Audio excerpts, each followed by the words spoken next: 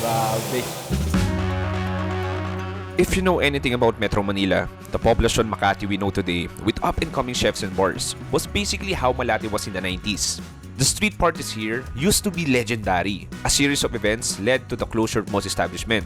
But the area seems to picking itself back up, albeit electrically. The now vibrant Malate is one of the must-visit casual food streets in Metro Manila. Whether on a weekday or weekend, it will always be busy. From Tausug cuisine from Mindanao to slurping the best bone marrow mami pares on the street, you're sure to leave with new friends and a full belly.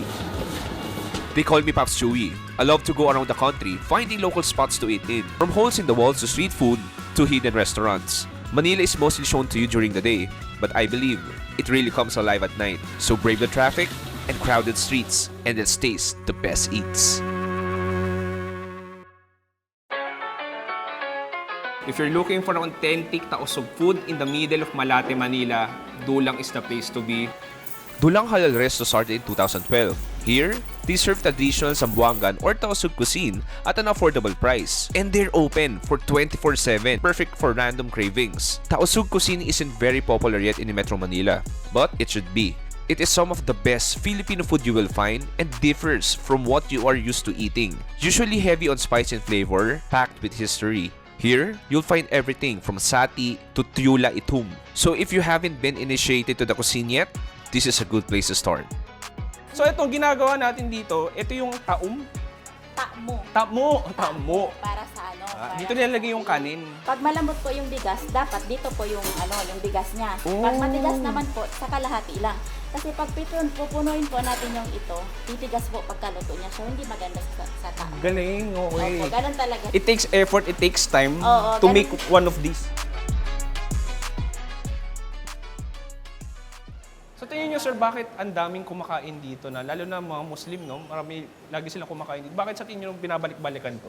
Una, of course, dahil sa pagkain. Pangalawa, ang mga Muslim kasi very sensitibo sa pagkain. Totoo. Yung halal na tawag nila. Kasi pag pumunta ka sa ibang restaurant, minsan halo-halo yung doon. Alam mo na yung kain.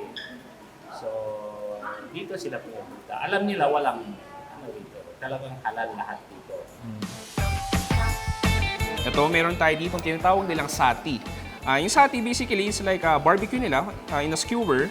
Meron tayo ditong chicken, meron tayong liver, tapos meron tayo itong beef. And then sa ilalim niyan, yung cubes of rice, yung tinatawag nilang tamu. Tikim muna tayo ng isa, siguro, ano bang masarap? Tikman natin itong liver muna. Wow, ang sarap. You have the spices na siguro sa Mindanao mo lang makikita. In terms of the meat, ito medyo creamy na eh. Creamy-like texture yung pinaka-atay natin. And then may pagka-toasty and smoky flavor siya. Titikman natin yung kanilang rice o yung tamu. Tapos sasabayan ko yan nung kanilang beef.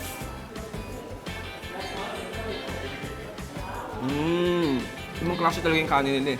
Medyo may fragrant flavor siya, very aromatic. Tapos may may pagka-smoky taste siya. Siguro dahil dun sa coconut na nakabalot sa kanya. On the other hand, we have this chicken pianggang.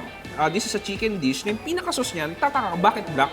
This is because meron siyang burnt coconut. This is a meaty part. Look at that. Perfect layer. We have the skin, we have the meat, and we have the sauce. Grabe. Explosion of flavors. Curry-like flavor, peppery. Nagigets ko na ba't ang daming laging tao dito. Ultimate comfort food ng mga taga Mindanao. Guys, medyo dumidilim na dito sa Malate. Punta na tayo sa second food stop natin.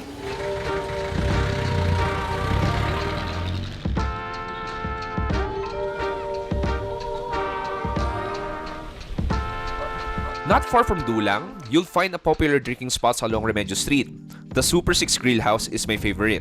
Guys, you'll know that the Malate nightlife will start if meron ng mga nagiinuman ng 5:30 PM dito sa Malate. Nandito tayo sa Super 6 Grill House. Payong-payong, literally, I'm under an umbrella. And the great thing about this is meron tayong ditong live cooking session na super intense, napaka-high fire, at maganda doon. It's like a dampa style eh. May mga seafood sa harap mo, turo-turo, barbecue style. And then dito rin kumain si late Anthony Bourdain, one of the idols natin. Ate, hello! Gandang araw. Lagi kinakain dito sa Super 6? Opo. Alam mo maganda dito, parang feel ko napaaga inuman natin ha. Perfect din ba to pang inuman, parang ganun?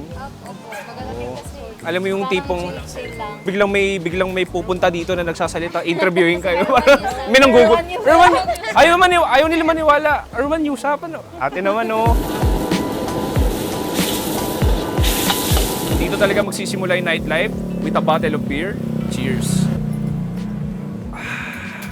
I'm ready for the food. We have this like sizzling squid. So while it's piping hot, kain tayo. Ang sarap. Very smoky. At the same time, yung sauce niya medyo nasa sweet and sour siya. And the squid, nasa chewy side ng konti.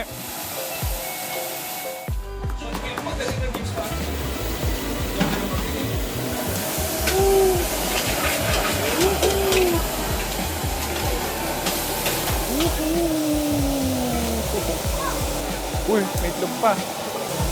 Grabe. Saan makakita, no? Ng sili na naka-standing ovation sa gitna ng sisig. Dito lang yan, sa payong-payong. At meron tayo ditong itlog. Ooh, grabe. I think this is one of the most colorful sisig na pwede mo makita.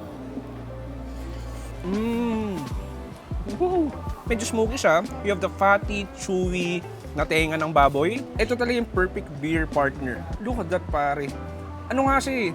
It has the creaminess of the egg yolk. Alam mo, kakain ka dito, kapag wala kang pake. Kahit may mga tricycle sa likod mo, may mga dumadaan, tapos sabayan mo pa ng malamig na beer. Pang commercial yun ah. Kuha tayo ng takong. So, nasa sweet side siya ng konti. Sarap, very fresh. The great thing about payong-payong, they are running until 5 a.m. And the great thing about this is, it's really fresh. Nakikita mo paano linuluto yung pagkain mo. Mabilis, alam na nila yung ginagawa. Pupuntahan natin next, yung legendary. Pag sinabi mong Malate, dapat ka pumunta sa Jim's Pares.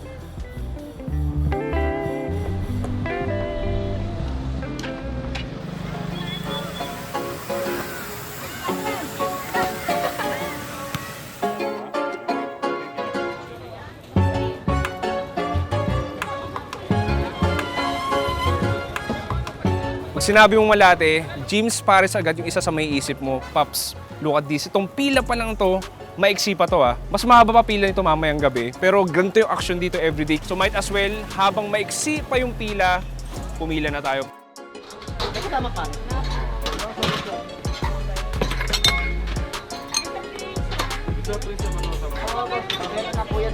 I once visited and vlogged about Jim's Pares way back in 2020, and it makes me happy that more people found him, allowing them to grow their business. I'm so excited to catch up with my friend Kuya Jim. His legendary Pares is just the perfect ending to our food trip tonight. Hello. Ayan, Paps, tawag dito. Lagi ka ba't ka nakain lagi dito sa Jim's? Ano ko, grab operator ako. Okay. Pagka nadadaan ako dito, kumakain lagi ako dito. Ganito ba karami talaga tao dito? Ngayon ko lang naranasan yung sobrang daming ganito. Oh, tapos alanganing oras pa lang ngayon ha. Monday. Alanganin, yeah. Monday. Ganito nakahaba yung pila. Kaya- What if pag weekends pa, no? Yeah, Okay, anyways, Paps, hindi na kita istorbo eh. Dahil malapit ka na rin umorder at order na rin ako. Sige. Maraming salamat. Enjoy ah.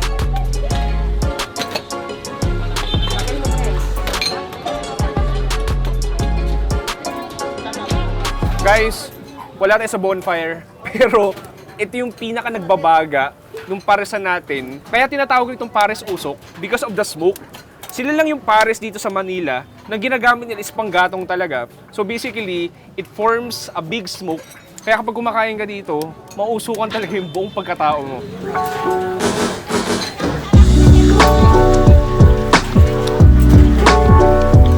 Nandito na sa kusina, 200 kg, 100 kg ng baka. You know, ubos sila dito kada araw. Kuya Ryan, 24 hours ba to? Yes, 24 hours. So basically, what you can see, this is Jim's Pares na.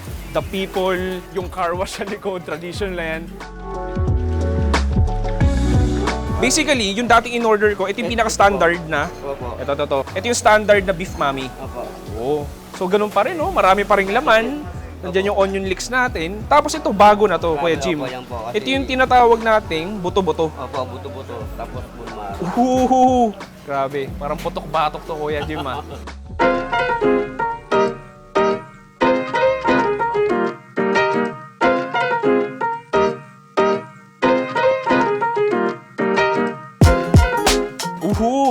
pa rin. It's still the same. You have the noodles sa ilalim, you have that brown beef broth. At the same time, you have the chunky, fatty na karne ng baka. Look at that. You know guys, the experience is incomplete without sweat, pare. Kailangan talagang pawisan ka dito bago ka kumain ng mainit na mami. Para sa inyo. Ooh. Note na note yung lasa talaga ng karne. The spices, simple lang, not too salty. At the same time, you have that soft, chewy noodles. Tapos yung karne talaga, very juicy, malambot, mataba-taba. Look at that. Yun yung karne ngayon, pare. Wow! Punta tayo sa, ito yung bago nila, Superstar. Wow, look at this. Ha! Putok-batok bone marrow. Kuha tayo ng konting sabaw. Alam mo yun, bone marrow talaga. Nagbabubbles talaga siya sa bibig mo, pero ang sarap. Lagyan natin ng sabaw.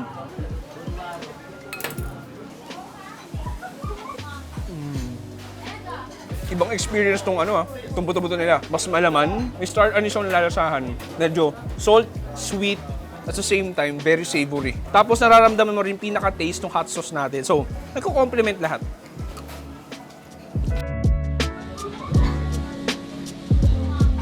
If you're a foodie like me, you won't run out of options here in Malate. But what makes the experience well worth it is the sight of people coming together over good food and relaxing over a couple of drinks.